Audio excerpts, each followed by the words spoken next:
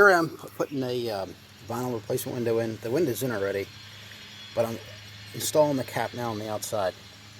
This sill has already been done, and I have this piece on. I don't have this on yet, but I have it fitted, so it's ready to go. So what I did was I chiseled the bottom of this out, this brick molding, and I back caulk this. That way I don't have to put caulk on the outside, which will eventually, even though this stuff is better nowadays, this quad white, which would eventually fall off. This is what I'm doing here now. I'm back caulking these. This is chiseled back, if you can see that. And this sill also, I'm leaving this. I leave this float back and forth until I find out where once it goes. It has one nail in it. It's installed. It's in, but it floats until I'm done with it. That way I have a little tiny bit of adjustment if I need it at the end. Also, I wanted to point out that this is my piece made with the brick molding brake buddy attachment that makes brick molding.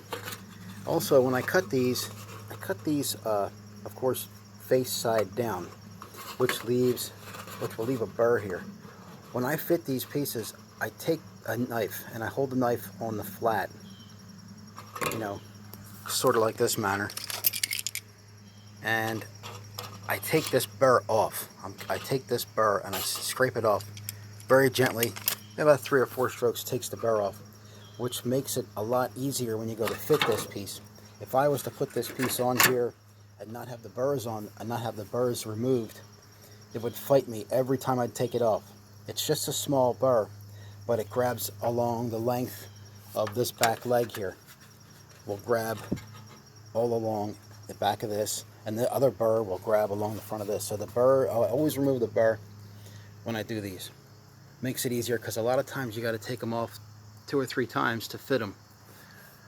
And another thing too is I take a circular saw and I run down this.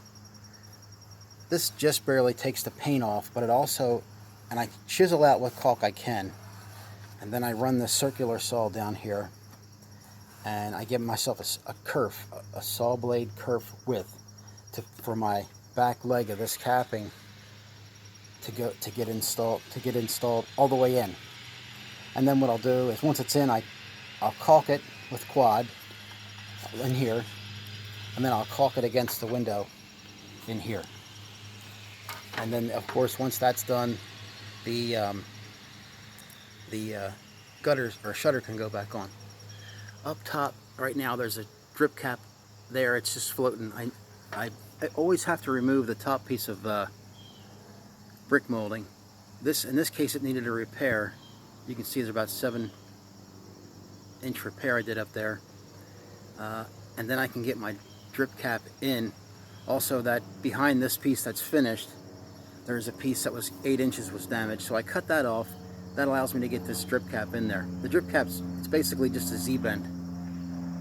So that's how that's working out. And I think this is a better idea to do it this way. This is about 1 9/16 inches. That's equivalent to this. So the only hollow spot I have is right here. So I better have a 1/2 inch hollow spot. Then this here lays on top of this brick molding. Makes a really nice job. It's really good looking, and it's rare. You don't see this too much. And so this is a worthwhile job to put it on with these older type double hung windows. Never thought I would say older double hung windows that are wood, but they're kind of a thing of the past now. So, and at 50, you know, these were like almost like Anderson windows when they were new. Anyway, this is a Simonton 50/50. This phone won't go out anymore. Window. It's equal light, 8/8. This was an Oriole type unequal light window. Well, we changed it out to an equal light, and it'll match his old shutters. They're equal light shutters, so the bar in the middle of the shutters will match. All right. Well, thanks for stopping by.